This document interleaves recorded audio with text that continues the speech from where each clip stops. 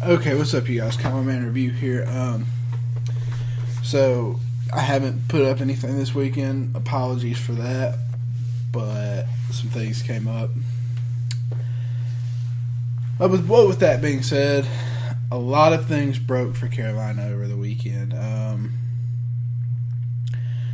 Firstly, Brashad Breeland, his contract with the Carolina Panthers was, of course, rendered null and void due to some things that came up in his physical screening with the Carolina Panthers. Apparently an injury came up, and that sort of threw off the whole dynamic of the contract. The Panthers felt like it was something that was going to mess with his production in Carolina, so they went ahead and cut ties with him. So Brashad Breeland will not be a Carolina Panther in 2018, unfortunately. That does throw a wrinkle in our plans of having our secondary sort of ironed out. He was going to be a factor in the secondary. He was probably going to start on the other side of James Bradbury. We had Mike Adams at safety, and we had to fill out the other safety spot. Munnerlyn is right now our best slot corner, but he's probably going to end up being put on the outside if we do not draft a corner and they win a starting job. It's probably gonna end up happening like that.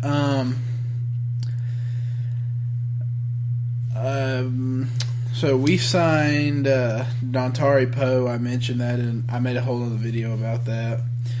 3 years, $10 million, pretty good deal for him.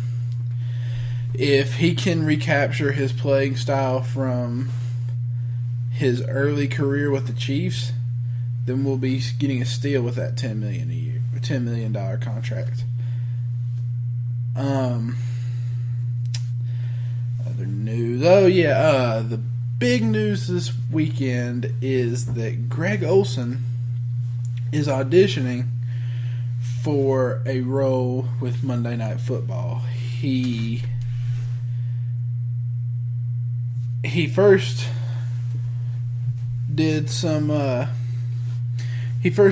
commentary on Thursday Night Football with the Minnesota Vikings. I forget what week. I think it was week 10 of the NFL season this year. And they seem to want him back for Monday Night Football. And if he does get it, he's going to retire.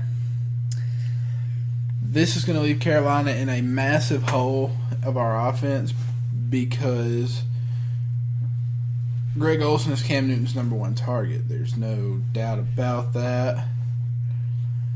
There's just no way around it. I mean, he's the number one on our offense. He's going to get the majority of the targets if he's healthy, which last year he wasn't, and that allowed Devin Funchess to emerge, but he's going to end up in a role similar to a number two, while Greg Olsen is our number one. Of course, we did meet with Eric Ebron yesterday, I believe it was. He could possibly be coached up into a similar player to Greg Olsen. I believe he'll be a little bit better of a run blocker than Greg Olsen, while not quite as good a receiver. He can still develop into a safety blanket for Cam and a number 3 option behind McCaffrey and Funchess.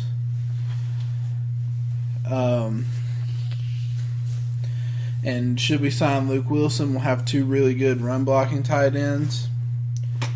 And that'll help in North Turner's scheme. Of course, Ed Dixon won't be there. He signed with Seattle last week on a $14 million contract.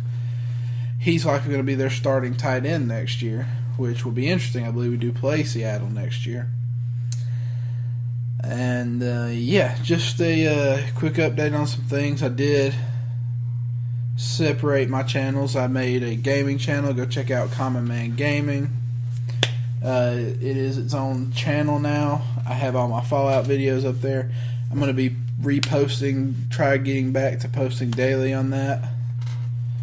Probably going to be doing some different games, things like that. Let me know if you guys have anything you want to see. If you're subscribed to me for gaming, go ahead and check out Common Man Gaming. And yeah, that's all for this video.